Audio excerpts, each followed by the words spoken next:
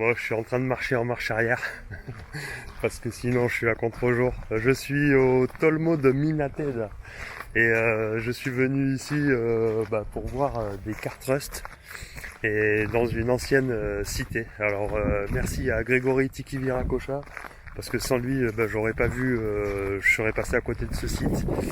Donc voilà, je vais tourner la caméra, continuer à parler parce que c'est pas évident de marcher en arrière. Oui, et puis je vais prendre la parole en voix off parce qu'il y avait beaucoup de vent ce jour-là et j'ai dû mal connecter mon micro. Donc voilà, nous sommes au sud de l'Espagne, entre trois sites d'intérêt là que j'avais notés. Donc la Cueva Negra, donc une trace d'occupation qui remonte à 780 000 ans. Je trouvais ça assez exceptionnel. On a aussi la Dame de Elche, donc une sculpture qui remonte au 5e siècle avant notre ère. Ça me fait penser un petit peu au peuple étrusque, les Étrusques d'Italie donc. Et puis un troisième site, donc Boquaran, et également la Cova de les Fenestres, que j'ai visité aussi en Espagne. Donc voilà, vous trouverez les vidéos sur ma chaîne YouTube. On va continuer d'avancer sur ce site. Je vous laisse voir un petit peu. Donc c'était un temps à la grisaille avec pas mal de pluie, du vent. Mais bon, il fallait que je passe par ce site. Donc vous découvrez ici la passerelle qui va nous amener vers ces Kartrust.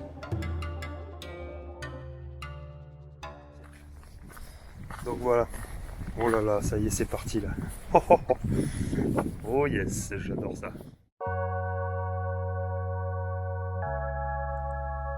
Et oui, donc pour ceux qui nous suivent et qui me suivent depuis un petit moment, vous connaissez ces Kartrust, ces sillons laissés dans la roche. On en trouve un peu partout sur la planète, toujours sur des sites sacrés. Donc en France, on dit que ce sont des voies romaines. Et notamment donc dans le sud de la France, j'ai visité plusieurs sites. Vous trouverez toutes les vidéos dans ma playlist Kartrust. La version officielle nous dit que ce sont les passages successifs de charrettes qui auraient creusé ces sillons. Mais bon, nous, ça nous paraît complètement absurde. Cette théorie ne tient pas la route pour nous. Alors, en plus de ces sillons très étranges, il y a une autre chose, moi, qui me semble très bizarre. Ce sont les abords de ces chemins qui sont également façonnés. Donc la roche a été travaillée comme ça sur le côté de ces chemins. On ne sait pas pourquoi, on ne sait pas comment. Et je trouve ça très troublant. Donc je vous ai mis d'autres photos, d'autres sites, ici au pont du Gard. Vous voyez encore les abords des chemins qui sont vraiment travaillés. Vous voyez comme des lignes, des bourrelets, voilà, sur la roche. Ici aussi en Italie, donc on avait parcouru ces sites lors d'émissions qu'on avait faites sur ma chaîne avec Grégory Tikiviracocha. Vous voyez ici, c'est saigné carrément sur les murs à différentes hauteurs.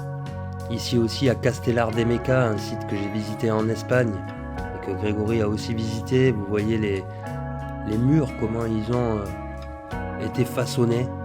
Donc c'est très étrange. D'ailleurs, sur ce panneau explicatif, on nous parle aussi de ce site de Castellar de Meca qui est un des plus fameux sites Kartrust en Espagne. Vous voyez ici le petit dessin qu'on retrouve sur toutes les tablettes officielles, donc avec une charrette, des roues en bois et qui aurait creusé ces sillons.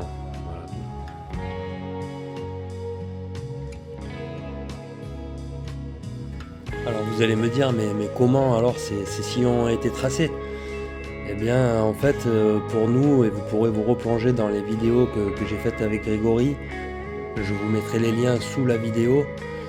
Donc ces sites remonteraient à des temps très anciens où la matière était déjà peut-être moins dense qu'aujourd'hui et une époque proche de l'âge d'or où les êtres pouvaient aussi agir sur la matière et peut-être ramollir la matière. Alors ici, vous avez vu, j'ai marqué une pause parce qu'on remarque des vaguelettes comme ça, horizontales en travers de la chaussée. Et ces vaguelettes, on le retrouve sur d'autres sites. J'en avais vu à Malte et Grégory en avait vu aussi en Alsace et plus dans le nord de la France. Donc vous voyez ici encore à l'image ces petites vagues qui ont elles aussi été creusées ou façonnées dans la roche. Et là on ne peut pas dire que ce sont les charrettes qui ont fait ces marques.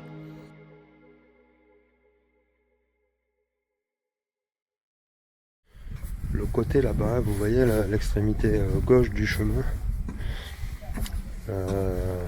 on voit bien que tout ça, ça a été excavé. On voit bien qu'il y a eu beaucoup de travail Ils ont creusé la roche. Ce qui fait qu'il y a une sorte de petit muret, voilà, sur la gauche du chemin.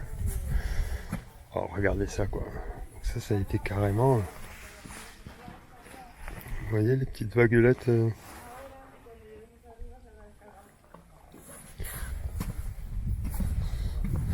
C'est énorme.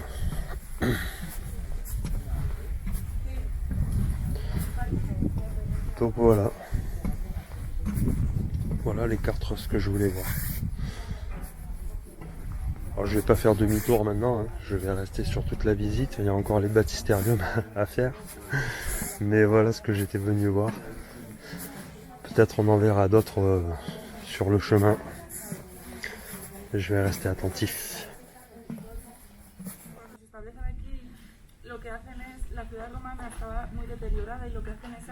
Là on voit des grosses pierres. Donc c'était l'empereur Auguste. Une grosse pierre marquée avec des inscriptions romaines. Là-bas ils disent que c'est une pierre tombale aussi. Époque romaine.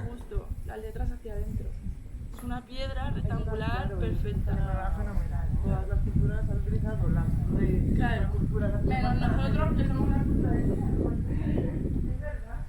Nosotros poco lo utilizamos. Bueno, pero aquí lo que vemos son las líneas de muralla. Son 3 líneas de muralla, son las que tenéis ahí. Sí, la amarilla, la íbera. Sí, la romana, la íbera, la romana y la visigoda. La íbera. Donc là il y a la succession des 3 murailles. Esta sería la base de piedra que tiene 5 metros y pico de grosor.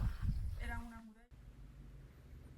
Alors ici on arrive sur la partie haute du site avec tous les murs qui faisaient cette cité.